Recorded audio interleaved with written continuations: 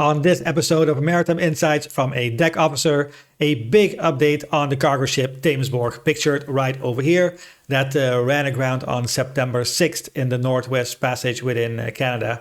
And there have been some big milestones in this salvage operation. First of all, a huge congratulations to everyone involved in this complex salvage operation, because the Thamesborg has finally been refloated on the 9th of October at 6 a.m. local time.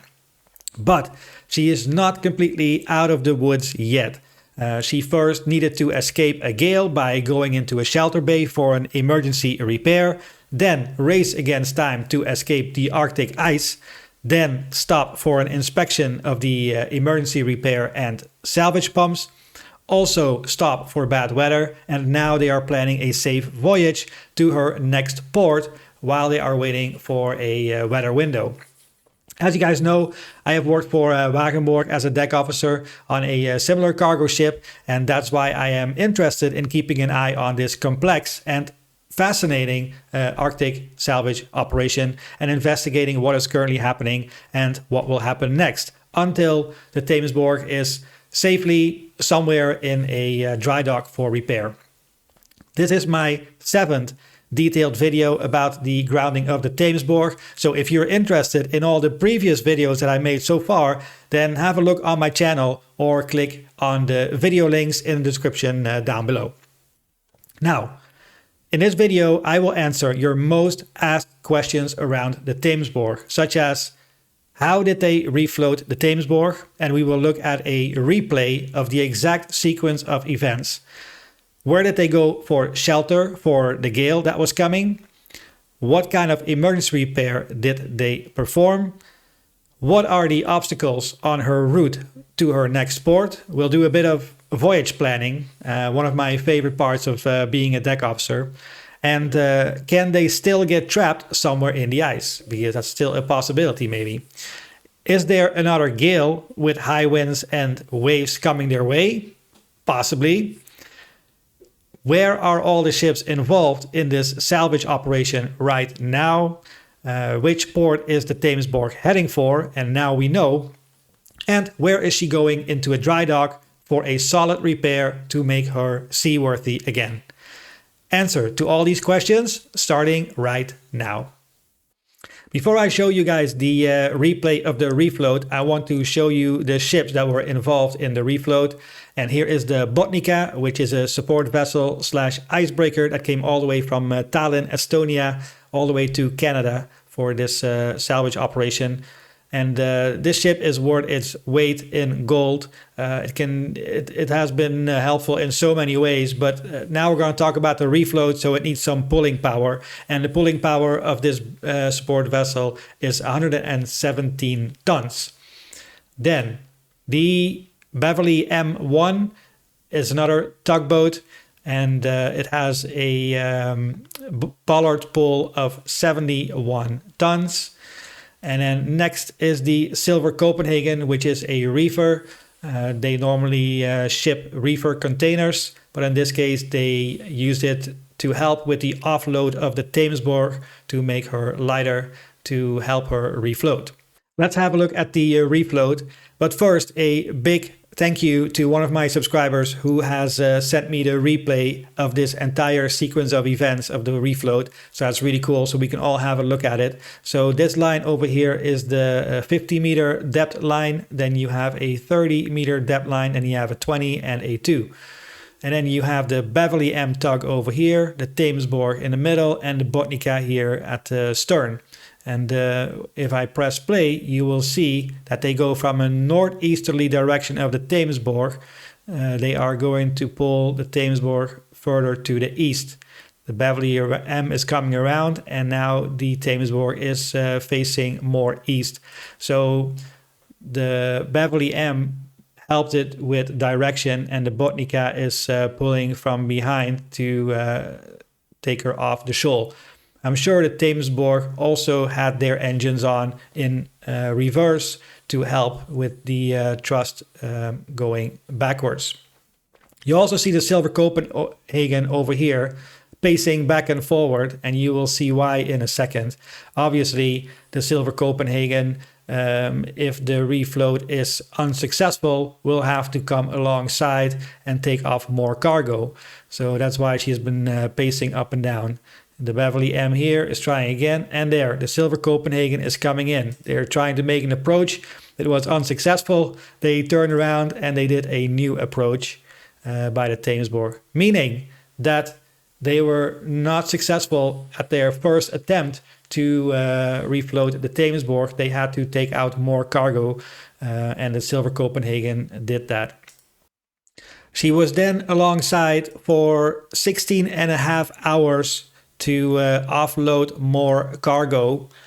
So yeah, all the way through the night they were working. At 10 UTC, the Beverly M is requested to come back alongside at the bow of the Thamesborg, and then they are trying to refloat her again by pulling on the bow here, and then the Botnica still here aft on the Thamesborg. And the Silver Copenhagen is still alongside, which will also help when they come off the shoal, that she has a little bit more stability, because they will know what the stability is of the Thamesborg. But of course, in this situation, you want to make sure that there is no stability issues, and it helps that she's already attached to another ship. So yeah, the Silver Copenhagen is still alongside. And then you will see at one point that they're all starting to see here. You can see the Beverly M facing west, and the Botnica also, and the Thamesborg going astern, and the Silver Copenhagen here. The Silver Copenhagen is still alongside, but it looks like it's not, but she is still alongside over here. And then you can see she is being pulled out, and she is refloated, and she is underway again, and it is 12:31 UTC. So that's about 6 a.m. Local time. And then, yep, there she goes off the rock, and the Beverly M detaches, and the Botnica is still helping her to get off and away from the shoal, with the Silver Copenhagen still attached as well. And then at some point, here we go, the Silver Copenhagen and Thamesborg are still together. The Beverly M is in the north, and the Botnica has detached and yeah, is here in the south. By the way, in previous videos, I mentioned that Dennis Brandt is the salvage master, but Dennis Brandt from Brand Marine is actually the appointed SCR, which is a special casualty representative for this salvage operation. And he represents all the salved interests, like the owners and the insurers and the cargo, etc. And now the salvage master from TNT Salvage is Captain Yuriy Malanin. If you remember from my last video, that night there would be a gale, 32 knots of wind in that location. So they were looking for a place to shelter. Now, luckily, that wind didn't arrive. It was a little bit less than a gale, so that was good. But they were looking for a place to shelter once they were refloated. And they were going to Wrottesley Inlet, which is right over here. Now, the other thing is that in that location where they were, right over here, there is also quite a bit of current. And if you want to do an emergency repair, this is not a good place to do that either. So they went over here to this area, to Wrottesley Inlet. The entire convoy left the place of the incident, and all the ships went over here into Wrottesley Inlet. Now, would you go into this bay if there's been nobody been there like forever, and you know that the Arctic waters are poorly surveyed and charted? Yeah, that's a bit of a risk. But the good thing is they had the Coast Guard ship with them. They had the Coast Guard ship Des Groseilliers with them, leading up front into the bay, and most likely also because they have hydrographic survey capabilities on board. They can look a little bit ahead to make sure that they can all go in there safely and not get grounded. That would be terrible. So they made their way all the way down here to the southern part of the inlet, where you can see the depths are between 33 and 106 meters. And that is where the Thamesborg went at anchor, and where they started the emergency repair. For your information, the Des Groseilliers Coast Guard ship, while it was in the area, it has done extensive hydrographic survey to improve charts. So that has been good. So look at all these tracks here, up and down, up and down, up and down. Like that's a lot of survey lines right there.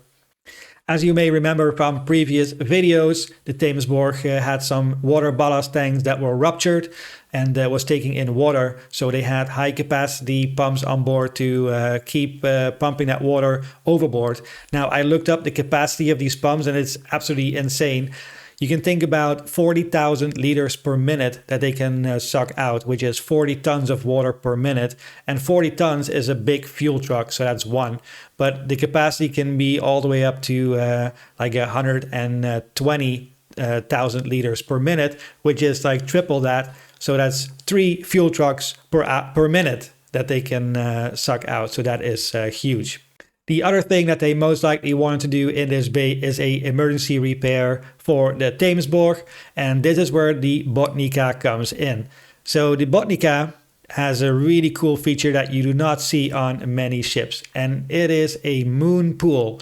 So this is the bow of the ship and this is the stern of the ship, and you have a main deck here on the aft, which is a working area, but it also has this little square over here, which is 6.5 by 6.5 meters, and it's basically a hole that goes from the top deck, from the main deck, all the way down to the bottom of the ship.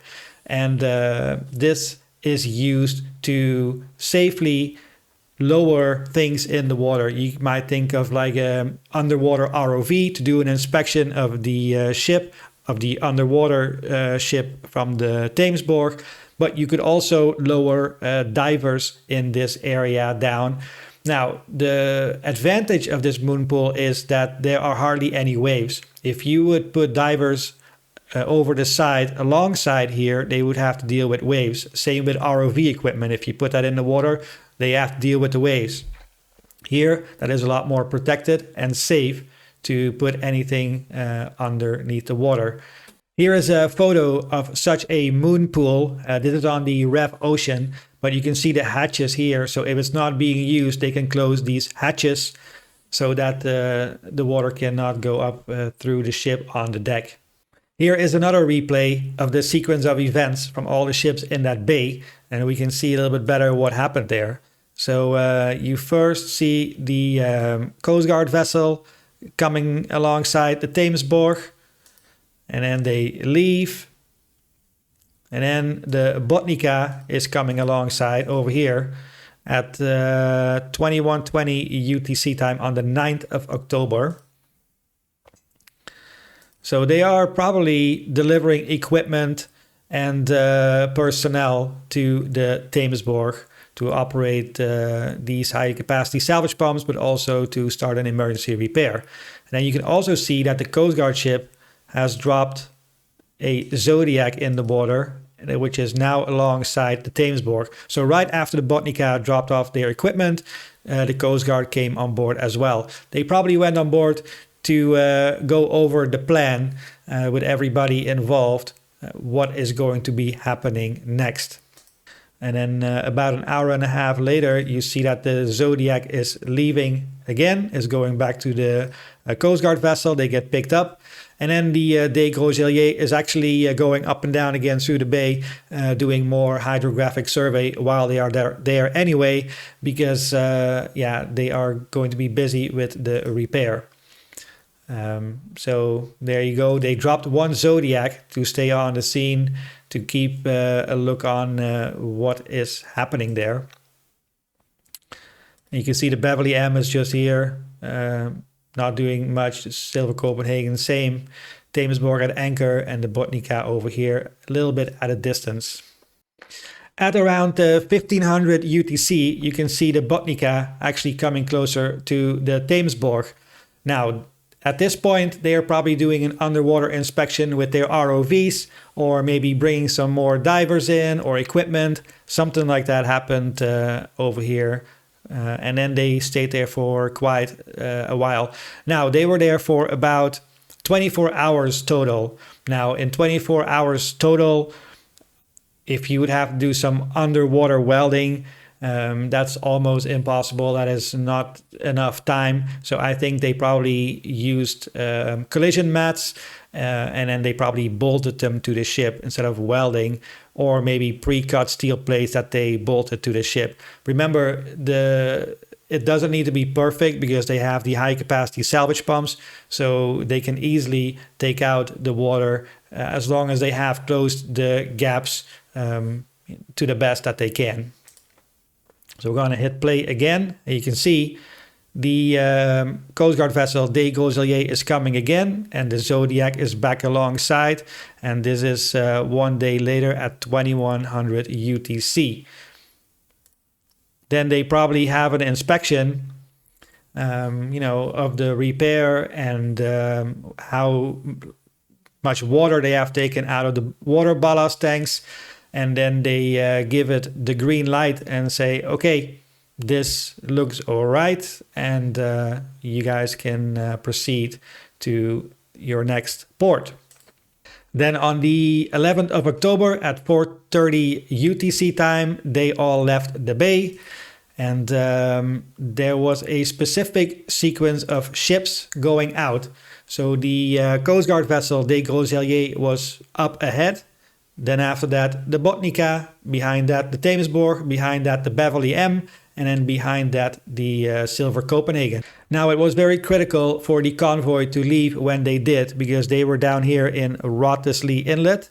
And then, as you can see here, they could no longer go through Franklin Strait all the way up here because it's all red, all very thick ice, and you don't want to go through there. So they went through Bellot Strait and then make their way up to the Prince Regent Inlet, up to Lancaster Sound. But you can see here it's all red, and there's just a tiny little sliver that was still green that they were able to go through, and that is exactly what they did. They were hugging the coast over here to go underneath that ice, and then they went down into the Navy Board Inlet over here, and then to Pond Inlet, and that is where they are today.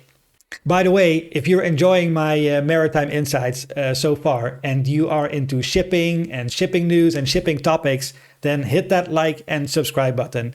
Why is this important? Because when you click like, then more people will see this video. And if you do not subscribe to this channel, it will not grow. And if it doesn't grow, then I won't be able to continue my Maritime Insights for you. So hit that like button and hit that subscribe button right now.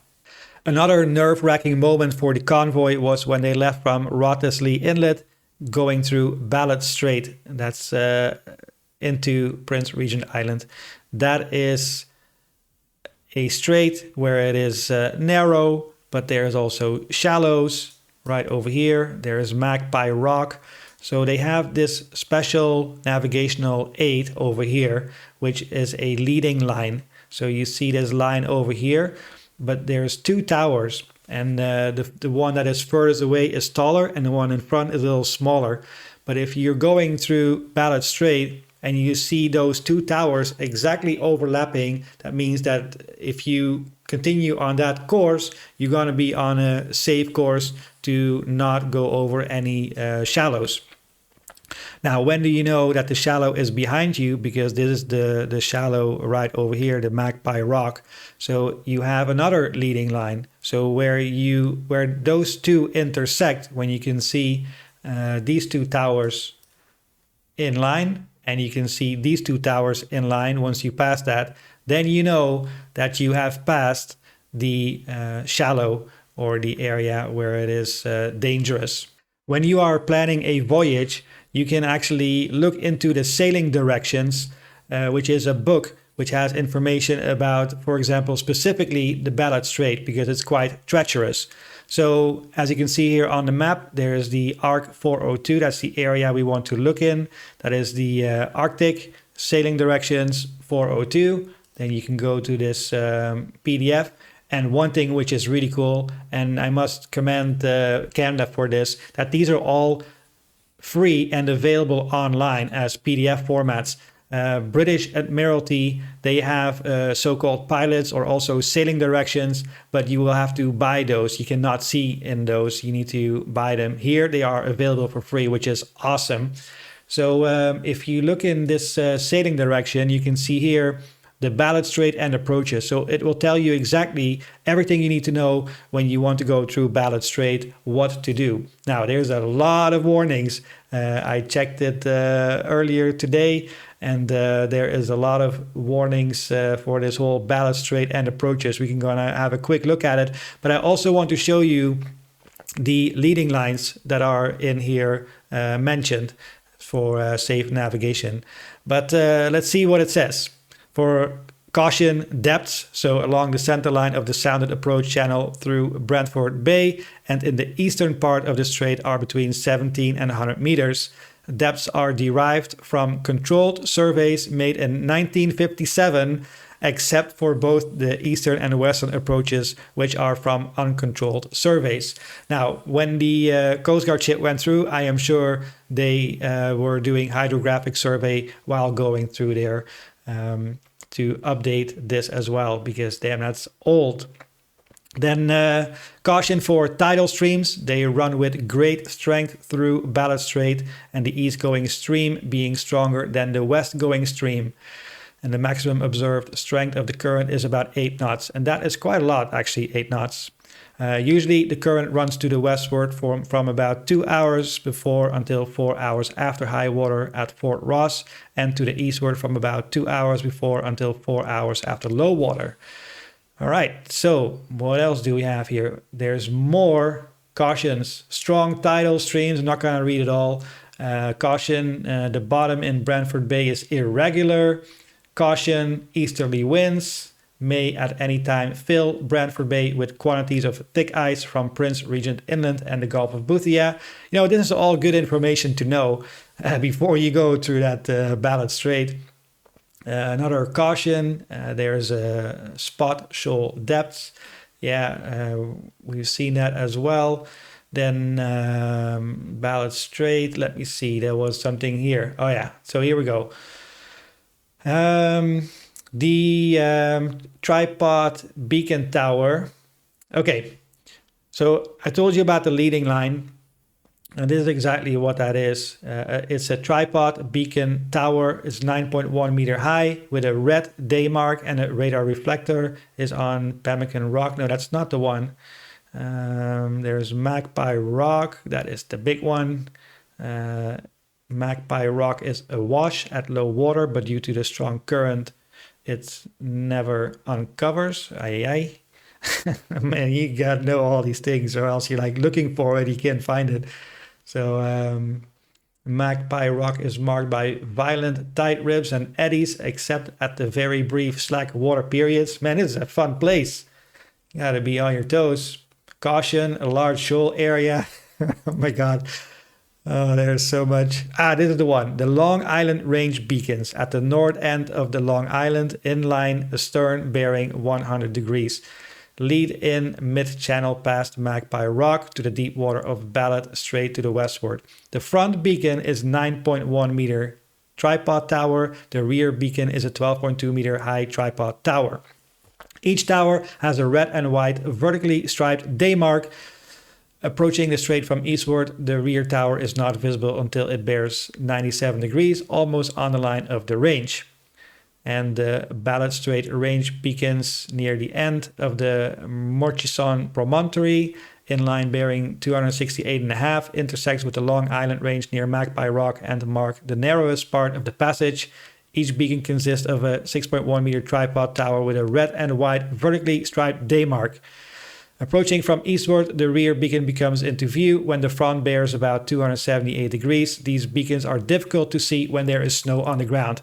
Okay, now these beacons, I've tried to find anywhere if there are lights on these things. Because if you go there at night, you know, you want to see the beacons as well. You want to see the leading line when you go through there. But there's no lights on these things. They're just day marks. That is really strange in my opinion, because it's a very important navigational mark, and I'm surprised that that is not a light. Anyway, here you can see the Coast Guard vessel up front with the Botnica, Thamesborg, Beverly M and the Silver Copenhagen all going through the Bellot Strait, and here they are coming to those leading lines and they are exactly on it. as they should, because right there is where it gets really treacherous. There's like a 16.2, there's a 13.5. You know, a Magpie Rock is right over here. So, yep, they're all straight on that leading line that I was talking to you about a little bit ago. And then once the Botnica is right here on the intersection, that means that they have passed it, because their leading line is now behind them, meaning that they have passed the Magpie Rock and the shallows. They're all following the exact same path, because that is the path. But there is a 28.1. But I guess that is safe enough to go over. And then they all change course to the south, following the Coast Guard vessel. And then, yeah, they're actually going quite far south here. You will see they are going between these two shoals. And again, there, look, it's like 11.6 over here, and 14.9 and 17.4, you know, and with the Thamesborg with a draft of like now about 8.5 meters. Yeah, you make sure you make your turn, or else you get grounded again there. So it's quite a treacherous little strait to get out. And then they all make it safely into bigger, deeper water in the Prince Regent Inlet. You guys also asked me, where are the ships now? So this was Franklin Strait, this was Bellot Strait, Prince Regent Inlet, Navy Board Inlet, and then here is Pond Inlet. And they stopped there. They arrived there, I believe, on Sunday evening, Monday morning. And they were anchored here. Thamesborg was anchored, and the Botnica under restricted maneuverability.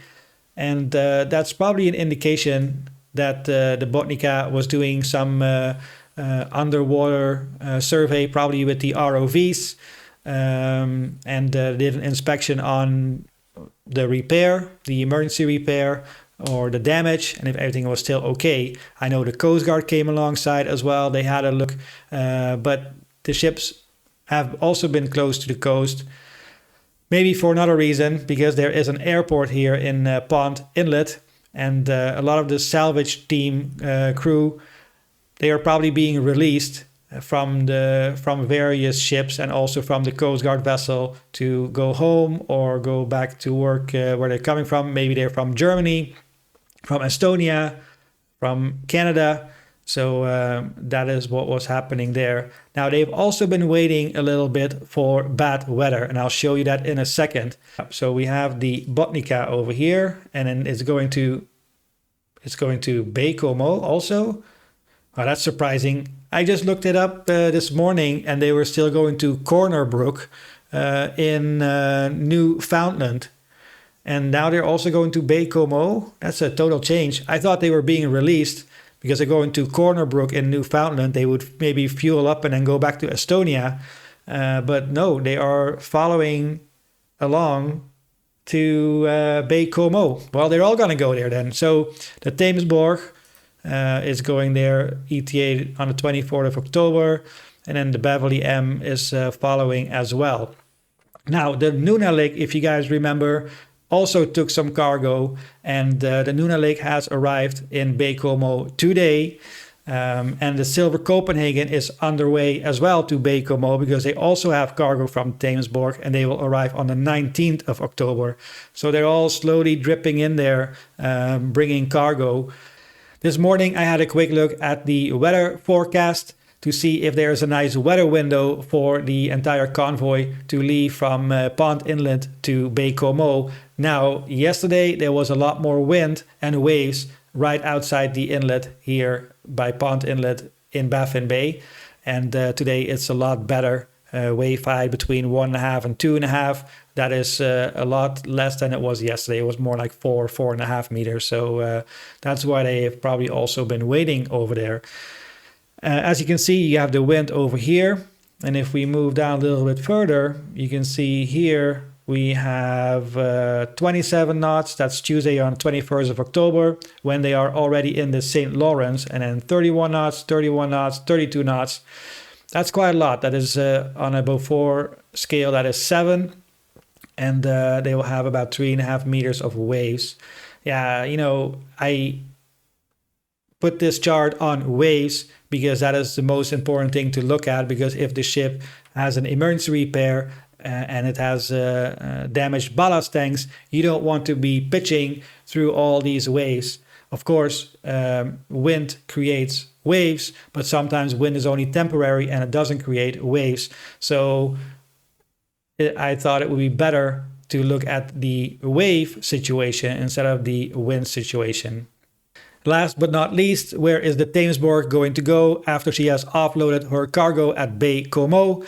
Now, in my last video, I mentioned maybe to St. John's, Newfoundland, or maybe Halifax, Nova Scotia, because there is a shipyard. But you guys told me that's more for the Navy and not for civil ships. So you guys recommended maybe they will go to Les Machins. And Les Machins, they have a nice dry dock over here, and somebody said it is available. And then also, if you look at the St. Lawrence River, you have Baie-Comeau over here, and it's practically almost on the other side of the St. Lawrence. That's where Les Machins is. And if you zoom in, that is where the Group Ocean Chantier, and then that's where the dry dock is, and it's like 244 meters. And the Thamesborg is 172 meters. So yeah, that could be a good option. Now, the second option you guys told me about is Davie in Quebec. And it says they are more than a shipbuilder, and they do a lot of icebreakers. And with pioneering excellence spanning 2 centuries, Davie is an integral part of Canada's rich maritime heritage and its bright future. So yeah, it's very possible. They are building and maintaining Canada's polar icebreaker fleet. They are supporting NATO naval operations worldwide. They are maintaining and upgrading Canada's warship fleet. Here is a quick overview of their facilities, and you can see a large dry dock over here, which is 351 meters in length and can be divided in 2 sections. And then you have another dry dock over here, which is 183 meters long, and the Thamesborg is 172 meters long. Then you also have a floating dry dock over here, but this is interesting, the steel shop. It says that our steel shop will be further enhanced with rack storage, an optimized panel line for the production of flat panels, and state-of-the-art equipment to provide curved panels of the highest thickness required for Arctic vessels, both of which will further optimize our ship construction process. Now, the Vancouverborg, of course, is also an ice-class ship, so that would be very handy if they can make those thick plates and steel. So this could be a very good option for the Thamesborg to go. Now it is your turn. I would love to hear from you guys. What is your biggest question after seeing this video? What is your biggest takeaway from this video? And was there something that confused you? Leaving a comment below will help me improve my content for you guys. And lastly, only if you enjoyed this video, then hit that like button and hit that subscribe button to grow this channel. And if you want to see another video of mine, then watch this video right over here. See you next time.